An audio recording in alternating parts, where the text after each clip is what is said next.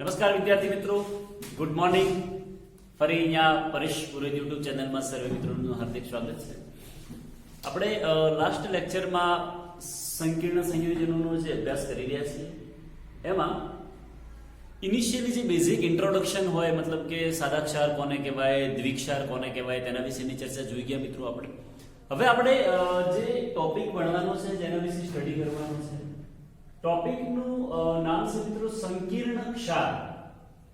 કે ભાઈ જે સંકીર્ણ ક્ષાર છે અથવા જે સવર્ગ ક્ષાર કહેવાય અથવા જે સંકીર્ણ સંયોજન કહેવાય એ હકીકતમાં કોણે રજૂ કરેલ છે અથવા તો કોણે રજૂ કરેલ છે એ એટલું બધું ઇમ્પોર્ટન્ટ નથી, પણ શા માટે જરૂર પડી અથવા એની સ્થાયીતા બાકી સાદા ક્ષાર અને દ્વિક્ષાર કરતા કેવી હોય, આ ક્ષાર બીજા ક્ષાર કરતા કઈ રીતે અલગ પડે છે, એના વિશેની થોડી ડિસ્કશન કરીશું આપણે. તો સામાન્ય રીતે જ્યારે પણ આપણે સંકીર્ણ ક્ષારની વાત કરતા હોઈએ અથવા તો સંકીર્ણ સંયોજનોની વાત કરતા હોઈએ અથવા સવર્ગ સંયોજનોની વાત કરતા હોઈએ તો આવા સંયોજનોને આપણે જોઈ શકીએ છીએ કે બોક્સમાં દર્શાવવામાં આવે છે, કૌંસમાં દર્શાવવામાં આવે છે. એ કોઈ લોજિક વસ્તુ મતલબ યાદ રાખવા માટે કે સામાન્ય રીતે આવા જે સંયોજનો હોય એ સંયોજનોને કૌંસ આપણે એવું કહી દઈએ. કૌંસ એટલે કે આવા મોટા કૌંસ વડે દર્શાવાય છે. આ એક બેઝિક વસ્તુ છે, આની કોઈ ડેફિનેશન ના કહી શકાય, એની કોઈ વ્યાખ્યા નથી આ કે ભાઈ સંકીર્ણ ક્ષાર કોને કહેવાય, તો એમાં ના લખી શકાય કે એવા સંયોજનો કે જેને કૌંસ વડે દર્શાવાતા હોય એને એવું ના લખી શકાય. પણ આ એક સમજવા માટે છે કે જે જનરલી કૌંસમાં દર્શાવાતા હોય એવા બધા સંયોજનો આપણે સંકીર્ણ ક્ષાર તરીકે ઓળખી શકીએ. હવે આવા જે સંકીર્ણ સંયોજનો હોય એ જનરલી જો બનવાની વાત કરતા હોઈએ તો આપણે એના એક બે એક્ઝામ્પલ જોઈએ કે કઈ રીતે બને છે. ધારો કે એક્ઝામ્પલ તરીકે KCl હોય, પોટેશિયમ સાયનાઇડ, અને એ KCl ની પ્રક્રિયા જ્યારે FeCl2 સાથે કરવામાં આવે મિત્રો, FeCl2 સાથે, તો એમાંથી અહીંયા આપણે 4 મોલ ઓફ KCl લઈ લઈએ તો એક સંયોજન બને છે K4FeCl6. K4FeCl6 આ પ્રકારનું સંયોજન બને છે. તો અહીંયા તમે જોઈ શકો છો કૌંસ દર્શાવવામાં આવે છે અને જે કૌંસમાં દર્શાવવામાં આવે સંયોજનોને સંકીર્ણ સંયોજનો તરીકે ઓળખવામાં આવે છે. હવે ઇમ્પોર્ટન્ટ ક્વેશ્ચન શું છે મિત્રો કે અહીંયા તમે KCl માં જોઈ શકો કે KCl માં આપણી પાસે K+ આયન હાજર હોય, બીજો Cl- આયન હશે, FeCl2 માં Fe2+ આયન હાજર હશે, એના સિવાય Cl- પણ હાજર હશે. ઓકે, જેની સંખ્યા 2 હશે. અહીંયા જ્યારે આયનીકરણ કરવાનું થાય આ જે સંયોજન છે આને પોટેશિયમ ફેરોસાયનાઇડ કહેવાય મિત્રો. આને છે એને પોટેશિયમ ફેરોસાયનાઇડ કહેવાશે.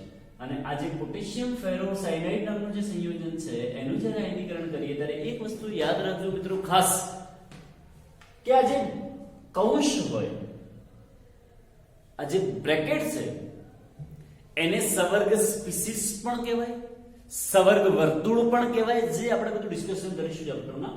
પણ અત્યારે ક્વેશ્ચન એ છે કે આ જે કૌંસ હોય એની અંદરના ઘટકો આયનમાં રૂપાંતર પામતા નથી, એ આખો પોતે એક આયન રહે છે.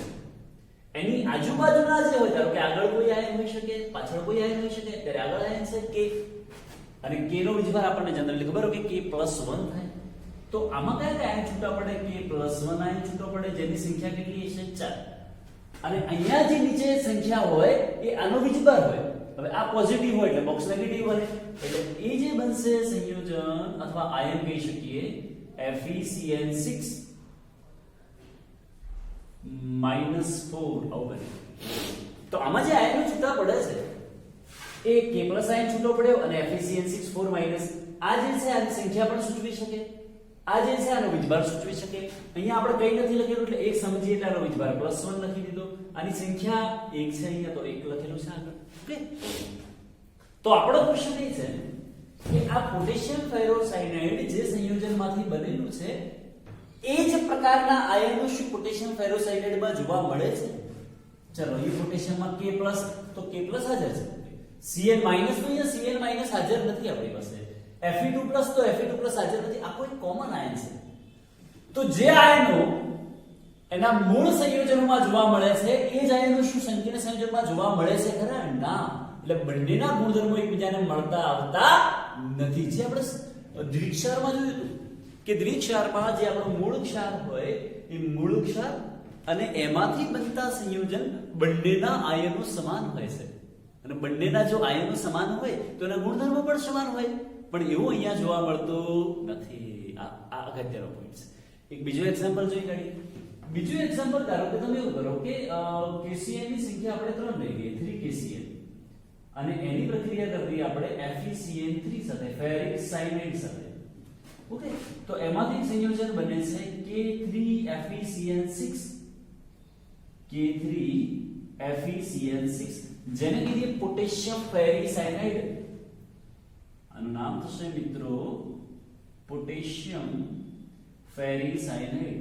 અને આ પોટેશિયમ ફેરિસાયનાઇડ જે છે એના આયનો લખવા હોય તો K+, જેની સંખ્યા 3 થશે, અને આખાનો ચાર્જ 3 માઈનસ થશે, એટલે આવું લખી શકાય FeCN6 3 માઈનસ, તો માઈનસ 3 લખો તો પણ ચાલે. એટલે આમ બીજું એવું પણ થઈ શકે કે આના કુલ આયનો લખવા હોય તો આની સંખ્યા 4 અને અહીંયા 1, એટલે કુલ આયનોની સંખ્યા કેટલી થાય? 5 આયન થાય કુલ. આના કુલ આયન કરવા હોય તો 3 અને 1, એટલે કુલ 4 આયનો લખી શકાય મિત્રો, લખવા હોય તો. આ કેમ? પ્રશ્ન આ છે, આયનોની સંખ્યા કેમ લખીએ આપણે? તો એનું કારણ એ છે કે જનરલી જ્યારે પણ કોઈ પદાર્થનું આપણે જલીય દ્રાવણ બનાવતા હોઈએ, અને એ જલીય દ્રાવણ, કારણ કે આયનો ક્યારે છૂટા પડશે? કે જ્યારે પાણીમાં નાખો ત્યારે. પાણીમાં નાખ્યા સિવાયના આયનો છૂટા પડવાના નથી. અને એ પણ કયા આયનો છૂટા પડે? જે બોક્સની અંદર છે એના, કે એની આજુબાજુના અંદરના સંયોજનો છૂટા અથવા સમૂહ છૂટા પડતા નથી. તો આના આયનોની સંખ્યા 5 છે, આના આયનોની સંખ્યા 4 છે. જલીય દ્રાવણમાં જેમ આયનોની સંખ્યા વધારે હશે તેમ તે દ્રાવણની વાહકતા પણ વધારે હશે. એવું આપણે વિદ્યુત રસાયણ ચેપ્ટરમાં કન્સેપ્ટ આવે છે, ઇલેક્ટ્રોકેમિસ્ટ્રી, કે વાહકતા કરીને ટોપિક છે. વાહકતા, કોઈ દ્રાવણ ક્યારે વધારે વાહક હોઈ શકે અથવા ક્યારે ઓછું વાહક હોઈ શકે, તો એનો એક આધાર તેના આયનોની સંખ્યા પર પણ રહેલો છે. આમ તો ઘણા બધા પરિબળો છે, પણ એમાંથી એક પરિબળ એવું છે કે તેનામાં રહેલા આયનોની સંખ્યા. જો આયનોની સંખ્યા વધારે હશે તો તેની જલીય દ્રાવણની વાહકતા પણ પ્રમાણમાં કેવી છે મિત્રો? વધારે છે. તો અહીંયા આપણે એવું કહી શકીએ કે આના આયનો 4 છે, આના આયનો 5 છે, તો આની વાહકતા પ્રમાણમાં વધારે હશે. તો એવું લખી શકીએ કે ભાઈ જલીય દ્રાવણની વાહકતા ડાયરેક્ટલી પ્રોપોર્શનલ ટુ આયનોની સંખ્યા. જેમ આયનોની સંખ્યા વધારે હશે એમ એના દ્રાવણની વાહકતા પણ પ્રમાણમાં કેવી હશે? વધારે હશે. આવા જુદા જુદા મિત્રો આપણે સંયોજનો બનાવવા હોય તો બનાવી શકીએ છીએ, એ આપણને સમજણ પડે છે. ચલો બીજું એક એક્ઝામ્પલ એવું પણ લખી દઉં સાથે એટલે થોડો આઈડિયા આવે. કે ધારો કે એક્ઝામ્પલ તરીકે આપણી પાસે CuSO4 છે, કોપર સલ્ફેટ, અને એની પ્રક્રિયા હું 4 મોલ્સ ઓફ NH3 સાથે કરું. 4 મોલ્સ ઓફ NH3 સાથે, તો એમાંથી કેવું સંયોજન બને છે કે Cu NH3 4 અને કૌંસની બહાર SO4. તો આ જે બોક્સ વાળા બધા કૌંસ વાળા જે સંયોજનો બને છે એ દરેક સંયોજન માટે આપણે કયો શબ્દ વાપરીએ છીએ મિત્રો? સંકીર્ણ સંયોજન અથવા તો સવર્ગ સંયોજન અથવા સંકીર્ણ ક્ષાર તરીકે ઓળખીએ છીએ. અને બિલકુલ સિમ્પલ છે, સરળ છે, આપણને સમજણ પડે છે. અને બીજું કે એની ડેફિનેશન લખવી હોય, ધારો કે સંકીર્ણ સંયોજનોની વ્યાખ્યા લખવી હોય કે ભાઈ સંકીર્ણ સંયોજનો કોને કહેવાય, અથવા તો સંકીર્ણ ક્ષાર કોને કહેવાય? તો એવા ક્ષાર કે સંયોજન, એવું લખી દે આપણે ડેફિનેશન, જ્યારે બે કરતા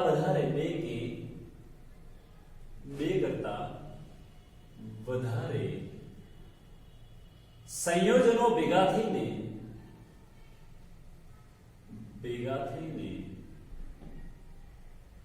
નવું સંયોજન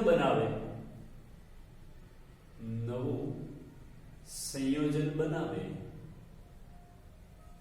જેના ગુણધર્મો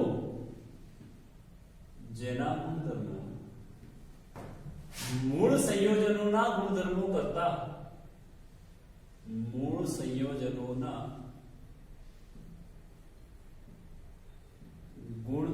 કરતા કંઈક અલગ જ હોય, કઈ અલગ જ હોય તેને સંકીર્ણ ક્ષાર કહે છે. તેને સંકીર્ણ ક્ષાર કહે છે. બીજી ડેફિનેશન પણ આપીશું, પણ એ કન્સેપ્ટ વાઇઝ થોડું આગળ જઈશું ત્યારે આપણે સમજાવીશું. બીજું એવું પણ કહી શકાય એક શબ્દ છે મૂળ સંયોજન. મૂળ સંયોજન એટલે શું પ્રશ્ન? તો મૂળ સંયોજન એટલે જેમાંથી બનાવેલો હોય એ સંયોજનને કયા સંયોજન કહેવાય? મૂળ સંયોજન કહેવાય. દરમિયાન KCN FeCN2 KCN FeCN3 જેમાંથી બનાવેલો હોય એને એના મૂળ સંયોજન કહેવાય. તો મૂળ સંયોજન અને જે આપણું સંકીર્ણ બને છે બંનેના આયનો સમાન હશે? ના, અલગ અલગ હશે. અને અલગ અલગ હોવાને કારણે જ એના ગુણધર્મોમાં વિવિધતા આપણને જોવા મળે છે. હવે સામાન્ય રીતે હું તમને એવું કહી દઉં કે ભાઈ સંકીર્ણનું બંધારણ કયા પ્રકારે? જ્યારે કોઈ પણ સંકીર્ણ બને છે તો એ સંકીર્ણનું બંધારણ કયા પ્રકારે આપણે ધ્યાનથી સમજવું. આ એક બેઝિક છે જે યાદ રાખવાનું છે આપણે. તેમાં કૌંસ હોય, કૌંસ અથવા તો આપણે બ્રેકેટ કહી દઈએ. અને એ જે કૌંસ હોય, ધારો કે આ કૌંસ દર્શાવી દીધું, એ કૌંસની અંદર પહેલા તો એ કૌંસ જે હોય છે એ આખા કૌંસને સવર્ગ વર્તુળ કહી દઈએ આપણે. સવર્ગ વર્તુળ અથવા બીજું કેવું હોય તો એને સવર્ગ સ્પીસીસ કહેવાય. સવર્ગ સ્પીસીસ કહેવાય. અને એ સવર્ગ વર્તુળની અંદર અહીંયા હંમેશા યાદ રાખજો કે આપણે એમ એટલે લખી દઈએ મેટલ ધાતુ હોય, અથવા એવો શબ્દ વાપરી દઈએ સંક્રાંતિ ધાતુ હોય. સંક્રાંતિ ધાતુનો મતલબ થાય મિત્રો ડી વિભાગનું તત્વ. અને એની સાથે બાકીના જે જોડાયેલા હોય કેપિટલ L લખી દઈએ, જેની સંખ્યા અલગ અલગ હોઈ શકે, x લખી દઈએ આપણે. અને એ જે કેપિટલ L છે એને કહી દઈએ આપણે લિગેન્ડ. લિગેન્ડ શું છે, એનું કામ શું છે, કઈ રીતે જોડાય છે, કયા બંધથી આની સાથે જોડાય છે. જનરલી એવું હોય કે અત્યારે સામાન્ય તમને કહી દઉં કે લિગેન્ડ કોને કહેવાય. તો લિગેન્ડ એટલે કોઈ એવો સમૂહ કે કોઈ એવો આયન કે જે સંક્રાંતિ ધાતુને ઇલેક્ટ્રોન યુગ્મનું દાન કરતો હોય તેને લિગેન્ડ તરીકે ઓળખવામાં આવે છે.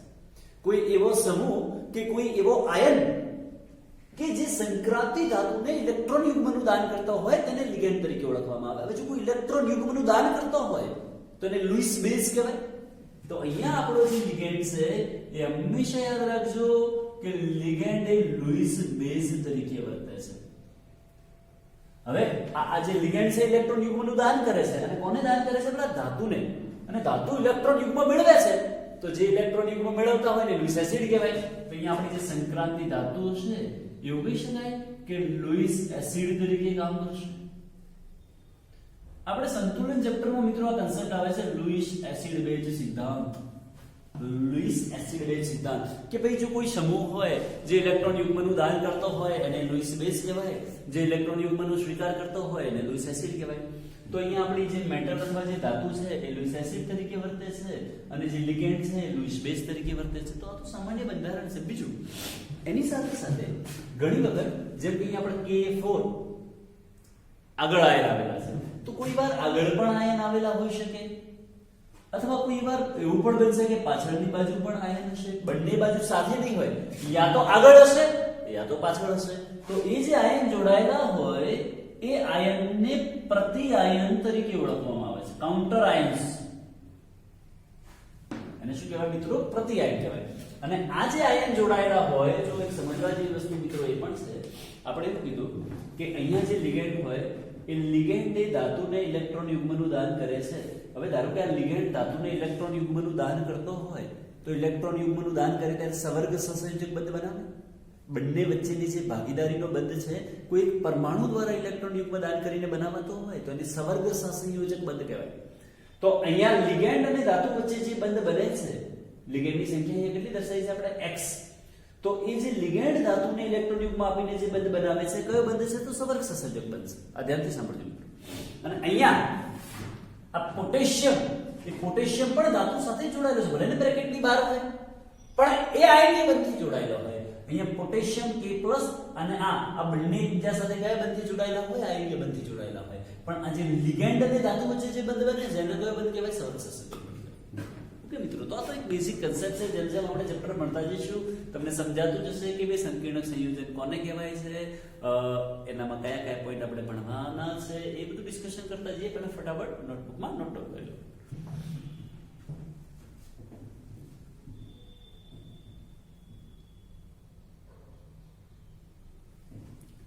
ઓકે, ત્યારબાદ હવે આજે સંકીર્ણ સંયોજનો વિશેનો મિત્રો સૌપ્રથમ જ્યારે ખ્યાલની રજૂઆત કરી આપણે કે સૌથી પહેલા આ સંકીર્ણ સંયોજનો વિશે આલ્ફ્રેડ વર્નર નામના વૈજ્ઞાનિકે એક કન્સેપ્ટ રજૂ કરેલો છે સંકીર્ણ સંયોજનો બનાવવા માટે. યાદ રાખજો, અગત્યની વસ્તુ છે. હવે આપણે જે કન્સેપ્ટ ભણી રહ્યા છીએ મિત્રો કે ભાઈ આલ્ફ્રેડ વર્નરનો સંકીર્ણ સંયોજન માટેનો સિદ્ધાંત જણાવો, અથવા તો એવું લખી દઈએ આલ્ફ્રેડ વર્નરનો સિદ્ધાંત સમજાવો. આલ્ફ્રેડ વર્નરનો સિદ્ધાંત સમજાવો, અથવા કોઈ વાર એવું પણ લખેલું હોય કે આ વર્નરનો સિદ્ધાંત સમજાવો. આલ્ફ્રેડ વર્નર એનું નામ છે. ડેવિડ વોર્નર નથી, આ પાછો ઓસ્ટ્રેલિયાનો ક્રિકેટર ડેવિડ વોર્નર. ઘણા બધા ક્રિકેટ જોતા હોય એટલે મારા જેવા શોખીન હોય તેને વોર્નર તરત, જેવું વોર્નર આવે એટલે તરત વોર્નર યાદ આવે, કારણ કે સારો ખેલાડી છે. તો જે આલ્ફ્રેડ વર્નરનો જે સિદ્ધાંત છે એ સંકીર્ણ સંયોજનો બનાવવા માટેનો સૌપ્રથમ કન્સેપ્ટ આપ્યો. આમ તો જનરલી આપણે કહીએ તો ક્ષાર સ્થાયી હોય, પણ એક ક્ષારમાંથી જ્યારે કોઈ સંકીર્ણ ક્ષાર બને છે તો એ એના કરતા પણ વધારે સ્થાયી બને છે. એટલા માટે તેને સંકીર્ણ સંયોજનો બનાવવાની ક્ષમતા ધરાવતા હોય છે. તો આલ્ફ્રેડ વર્નરે સૌપ્રથમ બે સંયોજનોનો ઉપયોગ કર્યો, NaCOCl3 કોબાલ્ટ ક્લોરાઇડ અને NH3 નો ઉપયોગ કરીને વિવિધ પ્રકારના સંકીર્ણ સંયોજનો બનાવવાનો પ્રયત્ન કર્યો. કયા? કોબાલ્ટ, COCl3 કોબાલ્ટ ક્લોરાઇડ અને NH3 એમોનિયા. ઓકે, આ બંનેનો ઉપયોગ કરીને એને જુદા જુદા સંયોજનો બનાવ્યા. તો એને સૌથી પહેલા કેટલાક પોઈન્ટ્સ છે મિત્રો, યાદ રાખજો. એમાં પોઈન્ટ નંબર 1 એવું છે કે સંકીર્ણ સંયોજનમાં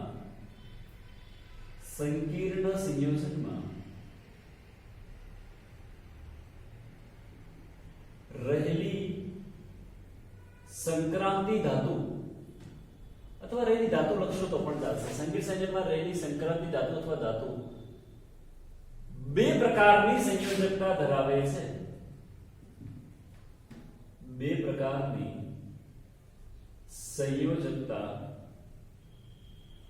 ધરાવે છે. અને આ બે પ્રકારની સંયોજકતા એટલે એમાં એ કહી દઈએ આપણે પ્રાથમિક સંયોજકતા, એક છે આપણી પાસે પ્રાથમિક સંયોજકતા, અને બી લખી દઈએ આપણે દ્વિતીયક સંયોજકતા.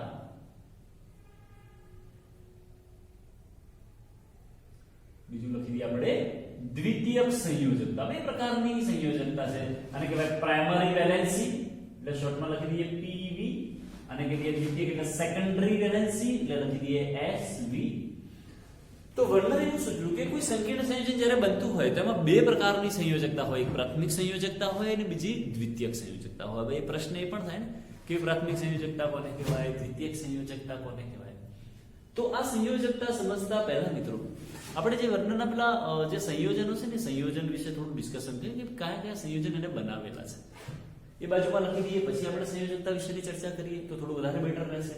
કે ધારો કે એમાં એક સંયોજન એવું છે, એના સંયોજનો તો જે અલગ અલગ પ્રકારના મિત્રો સંયોજનો છે એ સંયોજનોમાં એક સંયોજન આવું છે કે CONH36Cl3 આ પ્રકારનું સંયોજન છે. તો તમે અહીંયા જોઈ શકો છો કે આપણી પાસે અહીંયા આપણે એવું કીધું કે જે બોક્સ હોય, બોક્સની અંદર સંક્રાંતિ ધાતુ હોય ને એની સાથે જોડાયેલા લિગેન્ડ હોય, એટલે લિગેન્ડની સંખ્યા કેટલી છે? 6 છે. અને બહાર જોડાયેલા હોય એને પ્રતિ આયન તરીકે ઓળખવામાં આવશે. એના કુલ આયનો છૂટા પડશો તો Cl માઈનસની સંખ્યા 3 હશે અને આનો વીજભાર 3 પ્લસ હશે આખાનો. જો પાછળ માઈનસ વાળું હોય તો પ્લસ ચાર્જ હોય, આગળ પ્લસ વાળું આયન હોય તો માઈનસ ચાર્જ હોય. એટલે આનો ચાર્જ હશે +3 અને આનો હશે Cl -1 ની સંખ્યા હશે 3. ઓકે, અને આ જ્યારે જે સંયોજન બન્યું છે એ સંયોજનનો જો રંગ જોવામાં આવે તો એમાં પીળો રંગ જોવા મળે. જોજો મિત્રો, સાંભળજો ધ્યાનથી, આના રંગ યાદ રાખવાના છે. કયો રંગ જોવા મળ્યો? પીળો. હવે બીજું એક સંયોજન બનાવ્યું એને, એ સંયોજન કયા પ્રકારે છે? CONH3 એક Cl અંદર દાખલ કરી દઈએ અને Cl કેટલા વધ્યા? હવે 12 જો તો 2. તો એના આયનોની સંખ્યા કરવી હોય તો 3 થશે. આના 2 આયનો અને આનો 1 આયન. ઓકે, અને આયનો આમાં તમે જોઈ શકો કે લિગેન્ડની સંખ્યા તો 6 છે. 5 NH3 છે, 1 Cl છે. પણ આમાં 6 લિગેન્ડ એક જ પ્રકારના છે. આમાં બે જુદા જુદા પ્રકારના લિગેન્ડ છે. તો એના માટે પણ બે શબ્દો આવશે, હોમોલેપ્ટિક અને હેટરોલેપ્ટિક. આપણા પાસે બે શબ્દો આવશે, હોમોલેપ્ટિક અને હેટરોલેપ્ટિક. એટલે શું કે જો જોડાયેલા બધા જ લિગેન્ડ એક જ પ્રકારના હોય, જો જોડાયેલા બધા જ લિગેન્ડ એક જ પ્રકારના હોય તો એને હોમોલેપ્ટિક કહેવાય, અને જોડાયેલા લિગેન્ડ જુદા જુદા પ્રકારના હોય તો એને હેટરોલેપ્ટિક તરીકે ઓળખવામાં આવશે. શબ્દ ભણીશું આપણે. અને આનો રંગ તમે એનસીઈઆરટી બુકમાં જોઈ શકો, આપણને આપેલો છે જાંબુડિયો રંગ છે. ઓકે, જેના આયનોની સંખ્યા કેટલી થશે? 3. ચલાના પછી બીજું સંયોજન બનાવેલું છે કે આ પ્રકારે છે CONH3 Cl2 કૌંસની બહાર એક જ Cl આવશે. એવું સેમ બીજું સંયોજન બનાવ્યું છે. બીજું સંયોજન પણ કયા પ્રકારનું છે? CONH3 Cl2 અને કૌંસની બહાર Cl. તો મિત્રો તમે વિચારી શકો કે આ બંનેમાં છૂટા પડતા આયનો સરખા હશે કે જુદા જુદા હશે? પ્રશ્ન આ છે. આ બંનેમાં જે છૂટા પડતા આયનો છે, આ ધારો કે આમાં એક આટલો પ્લસ આયન છૂટો પડે છે, બે આયનો છૂટા પડે, આમાં બે આયનો છૂટા પડે, પણ બંનેના જ્યારે રંગ ચકાસેલા છે તો કંઈક અલગ અલગ મળેલા છે. એક કંઈક મળેલું છે લીલા રંગનું અને બીજું જાંબલી. આ એકનો રંગ મળ્યો છે આપણને લીલો અને બીજાનો રંગ મળ્યો છે આપણને જાંબલી. આ સંકીર્ણ સંયોજનોના જે જુદા જુદા રંગ છે એ રંગ ધાતુ પર પણ આધાર રાખે, લિગેન્ડ પર પણ આધાર રાખે, એ આપણે ધાતુનું કદ કેવું છે એના પર પણ આધાર રાખે. એ આખો ટોપિક છે આપણે સંકીર્ણ સંયોજનોનો રંગ, એ ટોપિકમાં ડિસ્કશન કરીશું. પણ અત્યારે જ્યારે આલ્ફ્રેડ વર્નરે એના એક્સપેરિમેન્ટ કરેલા છે, એનો સિદ્ધાંત રજૂ કરેલો છે, એ વખતે આ જે સંયોજન બનાવ્યા છે એના રંગ આપણે યાદ રાખી લેવાના. એમસીક્યુમાં પૂછી શકે, પીળો રંગ, જાંબુડિયો, લીલો અને જાંબલી. આપણે ટોપિક પર આવતા રહીએ. ટોપિક શું, તો એના પોઈન્ટ શું છે? એમાં પહેલો પોઈન્ટ એવો છે કે સંકીર્ણ સંયોજનોમાં રહેલી સંક્રાંતિ ધાતુ તત્વો, એટલે ધારો કે આમાં ધાતુ તત્વ કોણ? કોબાલ્ટ. આમાં કોબાલ્ટ, બધામાં કોબાલ્ટ જ છે. એમાં બે પ્રકારની સંયોજકતા હોય. બે પ્રકારની સંયોજકતા એટલે પ્રાથમિક સંયોજકતા અને દ્વિતીયક સંયોજકતા.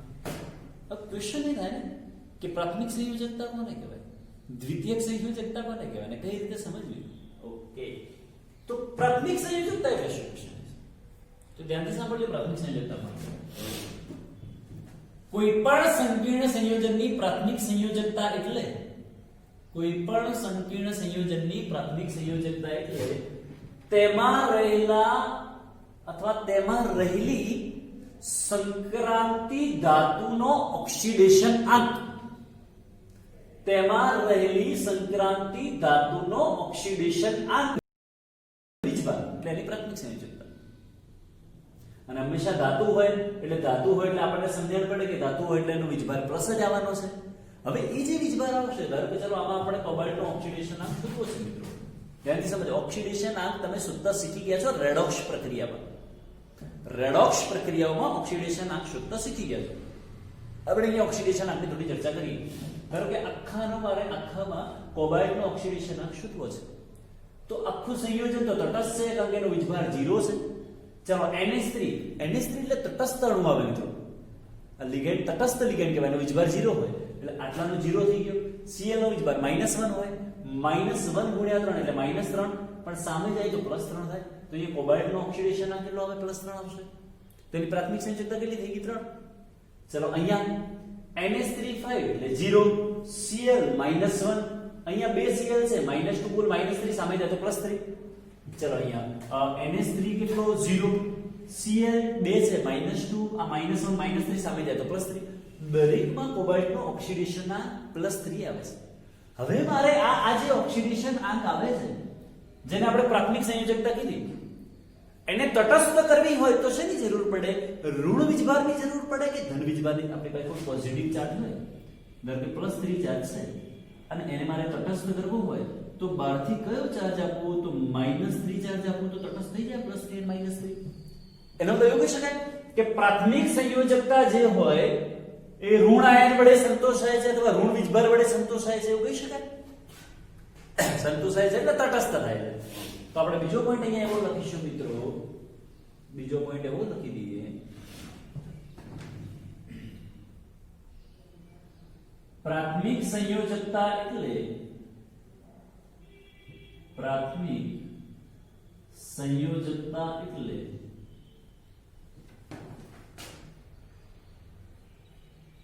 સંકીર્ણમાં રહેલી ધાતુનો ઓક્સિડેશન આંક,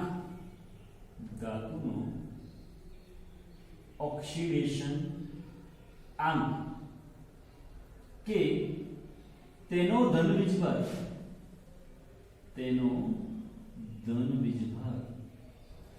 પ્રાથમિક સંયોજકતા એટલે સંકીર્ણમાં રહેલી ધાતુનો ઓક્સિડેશન આંક કે તેના પર રહેલો ધન વીજભાર, જે સામાન્ય રીતે આપણે એવો શબ્દ વાપરીએ, જે સામાન્ય રીતે આયનીકરણ પામે છે, અને ઋણ આયન વડે સંતોષાય છે,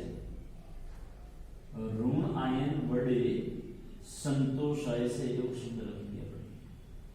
ચલો આ સેન્ટેન્સ ના એક્ઝામ્પલ થી આપણે સમજવું હોય કે ભાઈ ચલો અહીંયા આ એક્ઝામ્પલ છે આપણી પાસે, તેવું એક્ઝામ્પલ લખી દીધું, CO NH36 કૌંસની બહાર Cl3 છે આપણી પાસે. ઓકે, હવે મારે આના માટે એવું લખવું કે ભાઈ પ્રાથમિક સંયોજકતા કેટલી, તો કોબાલ્ટનો ઓક્સિડેશન આંક શોધો તમે, તો આપણે શોધી કાઢ્યો કેટલો થાય, પોઝિટિવ 3 થાય, તો એની primary valency is equal to કેટલી થશે, 3. ઓકે, આટલું ક્લિયર છે આપણે. હવે આમાં મારે ચલો આના આયનો છૂટા પાડવા હોય તો આના આયનો છૂટા પડતો કંઈક આ પ્રકારના થાય, CONH36 એનો ચાર્જ આવશે 3, અહીંયા પ્લસ આવી જાય એટલે +3 ચાર્જ આવશે, અને Cl માઈનસ જેની સંખ્યા કેટલી આવશે, 3. તો આ જે કોબાલ્ટનો +3 ચાર્જ છે એ કોના વડે સંતોષાય છે, તો આ Cl માઈનસ એટલે કે -3 વડે સંતોષાય છે, એના વડે તટસ્થ થાય છે. ઓકે, અને એટલે એવું કહી શકાય ને કે આ સામાન્ય રીતે આયનીકરણ પામે છે, એટલે જો અહીંથી આયનો છૂટા પડી ગયા એટલે એનો મતલબ કે આનું આયનીકરણ આનું NH3 નું આયનીકરણ નથી થતું. હા, કદાચ એવું પણ બની શકે કોઈ વાર, જો આપણે શબ્દ સામાન્ય રીતે કેમ લખ્યો છે, દરેક વખતે એ આયનીકરણ પામે એવું જરૂરી નથી, એનું કારણ સમજાવું તમને. જો કે એટલા માટે સમજાવું છું કે એક્ઝામ્પલ તરીકે જોજો, બીજું એક્ઝામ્પલ આના માટે જ એક્ઝામ્પલ છે મિત્રો. બીજું એક્ઝામ્પલ આપણે એવું લખી દઈએ, બીજા નંબર વાળો કે ભાઈ CONH35 અને Cl અને કૌંસની બહાર Cl2 છે. આના આયન છૂટા પાડવા હોય તો CONH35 Cl એનો ચાર્જ આવશે +2 અને 2Cl માઈનસ. હવે આનો તમે પ્રાથમિક સંયોજકતા જુઓ તો +3 છે, એનો ચાર્જ કેટલો છે, પોઝિટિવ 3 છે, પણ અહીંયા આનો ચાર્જ તમે જુઓ તો -2 છે.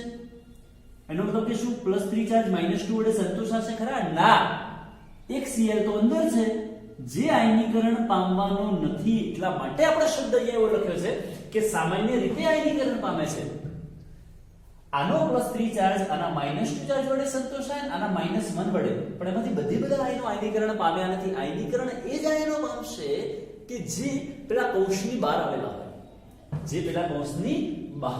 હોય, અંદરના આયનો છૂટા પડતા નથી. એટલે આપણે એવું લખી શકાય મિત્રો કે પ્રાથમિક સંયોજકતા એટલે સંકીર્ણમાં રહેલી ધાતુનો ઓક્સિડેશન આંક કે તેનો ધન વીજભાર કે જે સામાન્ય રીતે આયનીકરણ પામે છે અને ઋણ આયન વડે સંતોષાય તો ઋણ આયન વડે જ છે, કારણ કે પોઝિટિવ ચાર્જ છે.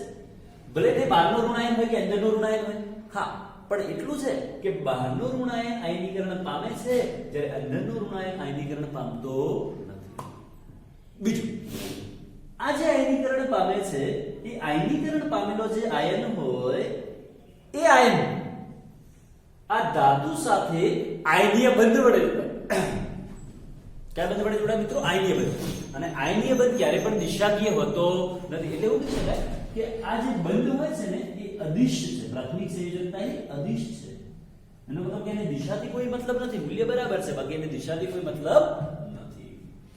તો કયા પ્રકારની સંયોજકતા ભણ્યા પહેલા મિત્રો આપણે પ્રાથમિક સંયોજકતા. તો કોઈ પણ સંયોજનમાં જો આપણે પ્રાથમિક સંયોજકતા શોધવાનું પૂછાય આપણને, તો એ પ્રાથમિક સંયોજકતા શોધવા માટે આપણી ધાતુનો શું શોધી કાઢવાનું મિત્રો? ઓક્સિડેશન. ફટાફટ નોટબુક પર નોટ ડાઉન કરી લેશો.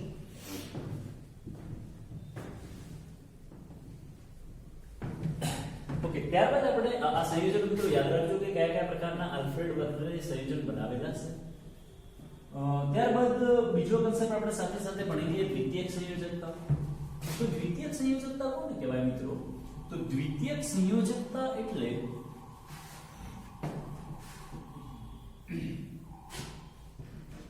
પોઈન્ટ નંબર 2 આપી દઈએ આપણે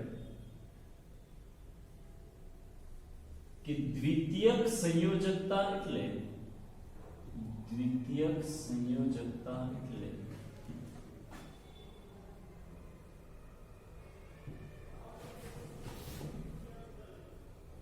સંક્રાંતિ ધાતુ સાથે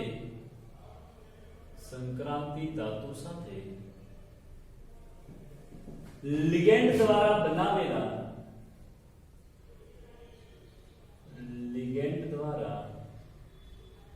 બનાવેલ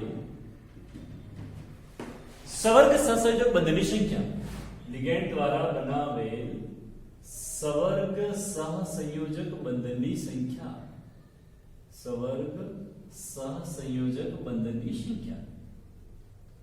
આમ એકદમ સિમ્પલી ખબર પડી જાય છે મિત્રો આપણને કે ભાઈ દ્વિતીયક સંયોજકતા કોને કહેવાય? તો સંક્રાંતિ ધાતુ સાથે લિગેન્ડ દ્વારા, કારણ કે લિગેન્ડ જે હોય એ ધાતુ સાથે કયો બંધ બનાવે? સવર્ગ સહસંયોજક બંધ.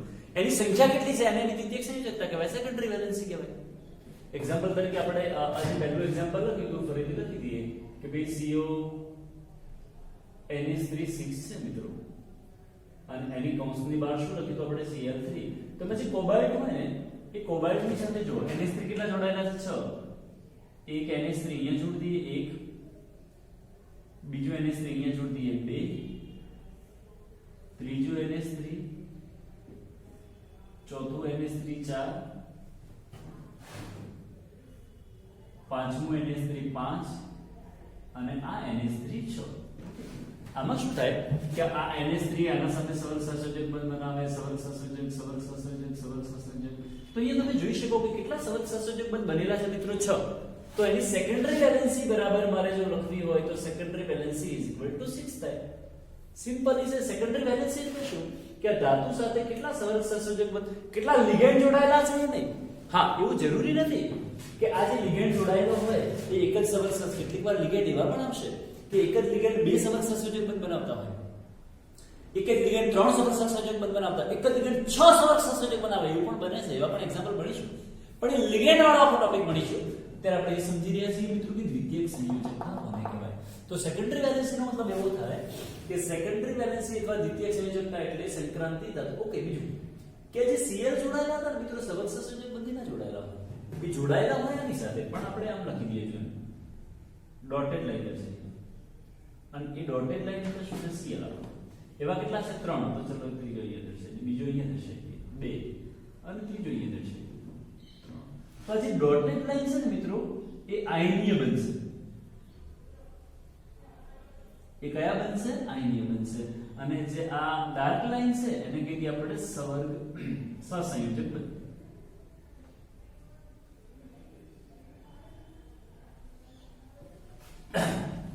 ચલો દ્વિતીયક સંયોજકતા સમજી ગયા. હા, અને બીજું ખાસ યાદ રાખવાનું કે જે દ્વિતીયક સંયોજકતા એટલે આપણે કીધું લિગેન્ડ દ્વારા બનાવેલા સવર્ગ સહસંયોજક બંધની સંખ્યા. હવે આપણે એવું કીધું છે કે આ NH3 અહીંથી છૂટો પડતો નથી, એટલે આ બંધ આયનીકરણ મતલબ NH3 ક્યારે પણ આયનીકરણ પામે ખરા? ના. તો દ્વિતીયક સંયોજકતા ક્યારે પણ આયનીકરણ પામતી નથી. અને બીજું કે આ બંધ દિશાકીય હોય. તમે આને આકાર જુઓ મિત્રો, આના આધારે તો આના આધારે આકાર જોશો તો અષ્ટફલકીય આકાર થઈ જાય મિત્રો. જો અષ્ટફલકીય આકાર થશે, અને એ અષ્ટફલકીય આકાર થવાનું કારણ શું? સવર્ગ સહસંયોજક બનશે, આયનીય બંધ નહીં. એટલે દ્વિતીયક સંયોજકતા માટે એવું લખી શકાય કે દ્વિતીયક સંયોજકતા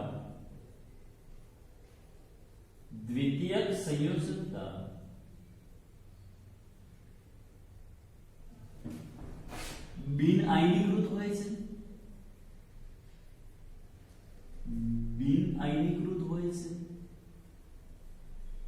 તથા સદિશ છે. સદિશ છે નો મતલબ કે એની દિશાનું પણ અગત્યનું છે.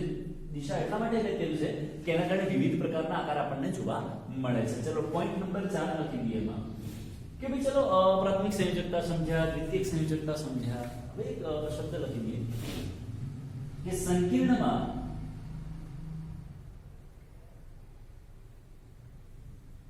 ધાતુ સાથે બનતા સવર્ગ સહસંયોજક બંધની સંખ્યાને બનતા સવર્ગ સહસંયોજક બંધની સંખ્યાને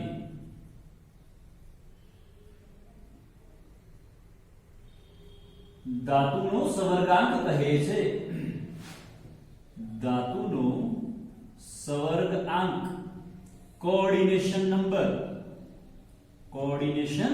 નંબર અથવા તો સવર્ગાંક કહે છે. આ કોઈ વાર આપણને ક્વેશ્ચન પૂછાય કે ભાઈ ચલો આ સંયોજન છે, આ સંયોજનમાં ધાતુનો સવર્ગાંક કેટલો?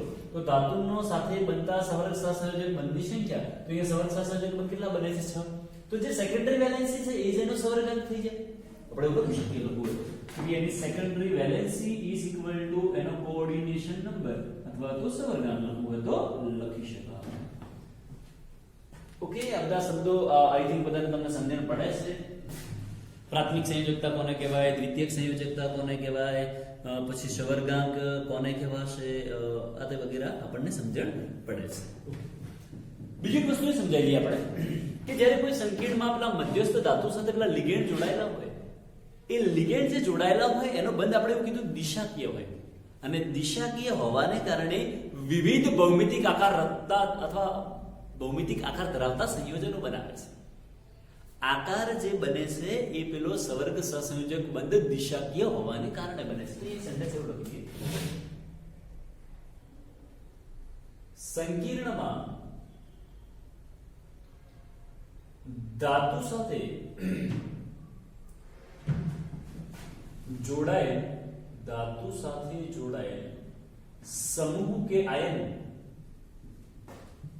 समूह के आयन दिशाकीय बंध बनावता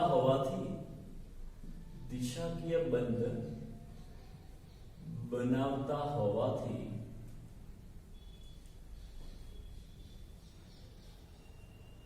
विविध भौमितिक आकार धरावता संयोजनो बनावे छे अथवा तो संयोजनो रचे छे. અને આ બધા આકાર કેવા હોય, જનરલી કયા કયા આકાર બનતા હોય આપણને? તો એ જે આકાર છે એ આકારમાં આમ કહી શકાય કે જનરલી અષ્ટફલકીય સંકીર્ણ સંયોજનો જોવા મળતા હોય. સામાન્ય રીતે આકાર આગળ ભણવાના પણ આવશે મિત્રો આપણે દરેક સંકીર્ણ સંયોજનનો આકાર આપણને સમજણ પડશે. પણ એ સંકરણ શીખ્યા બાદ, કેમ કે સંકરણના આધારે પણ આકાર નક્કી થાય છે. અષ્ટફલકીય હોઈ શકે, યા તો આકાર સમચતુષ્ફલકીય હોઈ શકે, સમચતુષ્ફલકીય પણ હોઈ શકે, યા તો એવું પણ હોઈ શકે સમતલીય સમચોરસ આકાર પણ હોઈ શકે છે. સમતલીય એટલે અલગ અલગ પેન્ટાહેડ્રન મતલબ ચોરસ પિરામિડલ આકાર પણ આવા અલગ અલગ પ્રકારના આકાર ધરાવતા સંયોજન મળશે. અને આ જે રચે છે એને એવું પણ કહી શકાય સવર્ગ પોલીહેડ્રા. એને શું કહેવાય મિત્રો? સવર્ગ પોલીહેડ્રા, અથવા તો કેવું હોય તો એને સવર્ગ બહુતલીય તરીકે પણ ઓળખવામાં આવે છે. એને શું કહેવાય? સવર્ગ બહુતલીય તરીકે ઓળખવામાં આવે છે. એક્ઝામ્પલ તરીકે આપણે એવું કે સમચોરસ આકાર કેવો હશે? તો વચ્ચે મેટલ હોય તો મેટલની આજુબાજુ 1 2 3 4 લિગેન્ડ જોડાઈ ગયા. આની સાથે સવર્ગ સહસંયોજક બંધ બનાવે, સવર્ગ સહસંયોજક બંધ, સવર્ગ સહસંયોજક બંધ, સવર્ગ સહસંયોજક બંધ. હવે તમે એનો આકાર જોડો છો, આ લિગેન્ડ જો બંધ બનાવો, આકાર બની ગયો સમચોરસ. તો અહીંયા એવું કહી શકાય કે આવું વિચારી શકાય આપણે કે આનો આ ધાતુનો સવર્ગાંક વિચારો તો 1 2 3 4 થાય. તો સામાન્ય રીતે એવું કહી શકાય કે જે સંયોજનો સવર્ગાંક 4 ધરાવતા હશે એમાં જ સમચોરસ આકાર હોઈ શકે. જરૂર નથી કે સમચોરસ જ હોય, કારણ કે સમચતુષ્ફલકીયમાં પણ એવું જ હોય છે. મેટલ હોય ધારો કે એની સાથે એક લિગેન્ડ 1 2 3 અને 4, આનો પણ સવર્ગાંક 4 હોય છે. તો કે સવર્ગાંક 4 હોય તો સમચતુષ્ફલકીય પણ બની શકે. એ તો પછી ભણીશું, આપણે ડિસ્કશન કરીશું. પણ સવર્ગાંકના આધારે પણ આકાર નક્કી કરવા હોય તો મિત્રો આપણે કરી શકીએ છીએ. તો આજે બધી બેઝિક ડિસ્કશન કરી આપણે. એમાં પ્રત્યાયન કોને કહેવાય એ પણ ચર્ચા કરી દીધી છે. તો અહીંયા આપણે આલ્ફ્રેડ વર્નરનો સિદ્ધાંત ભણ્યા મિત્રો. બહુ જ આઈએમપી છે, થિયોરેટિકલ ક્વેશ્ચન માટે પણ અગત્યનો છે અને એમસીક્યુ માટે પણ અગત્યનો છે. તો બહુ જ ડિટેલથી એને સારી રીતે અભ્યાસ કરજો મિત્રો. બાકીનું આપણે આગળ નેક્સ્ટ ક્લાસમાં ડિસ્કશન કરીશું. Thank you.